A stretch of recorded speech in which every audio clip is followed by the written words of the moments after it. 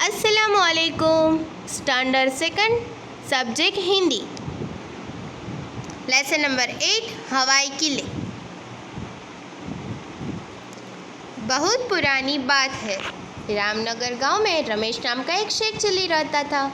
वह आलसी, मूर्ख और कामचोर था।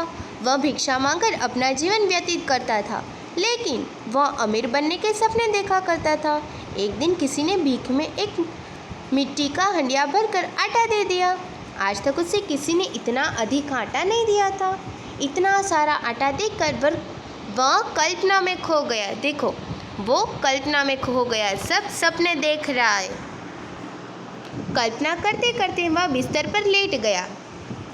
आटा उसने चारपाई के पास रख दिया और सोचने लगा, काश देश में अकाल पड़ जाए तो मैं यह आटे की हांडिया सिर पर रखकर फेरी लगाऊंगा और पुकार पुकार कर लोगों के सामने गाऊंगा,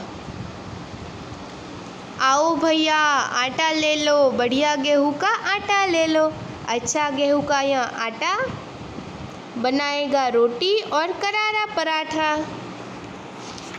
लोग मेरा आटा खरीदने के लिए भीड़ लगाने लगेंगे, लेकिन मैं 30 रुपये से कम कीमत पर लोगों को आटा नहीं दूंगा और उन 30 रुपयों को इकट्ठा करके मैं बकरियां खरीदूंगा। फिर उनके बच्चे होंगे। इस तरह मेरी बहुत सी बकरियां हो जाएगी। मैं उन्हें हरी हरी और मुलायम घास खिलाऊंगा।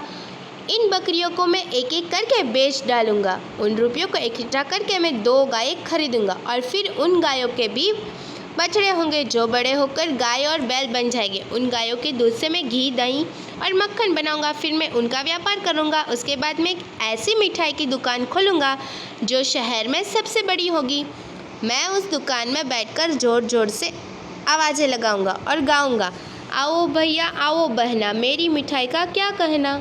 शुद्ध घी से बनी मिठाई, लड्डू, पेड़े और रसमलाई, एक बार तो तुम खाओगे, फिर कहीं नहीं तुम जाओगे। यह सुनकर लोग दौड़े दौड़े मेरी दुकान पर मिठाई लेने आएंगे।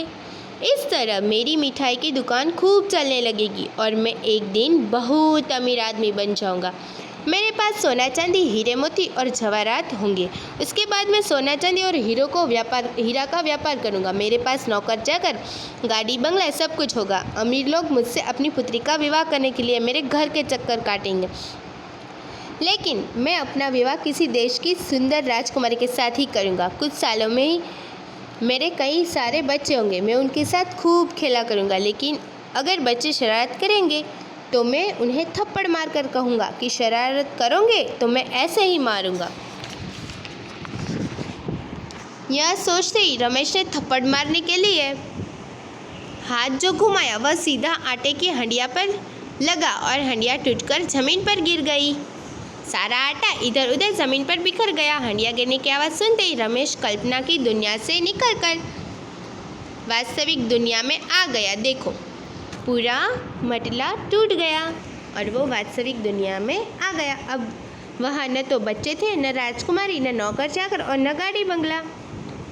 थी तो टूटी फूटी झोपड़ी और ज़मीन पर बिखरा हुआ आटा जो ज़मीन पर पड़ा रमेश को मुंह चिढ़ा रहा था। इस तरह बेचारे एक शेख चिली रमेश के सारे सपने टूटकर चूर चूर हो गए।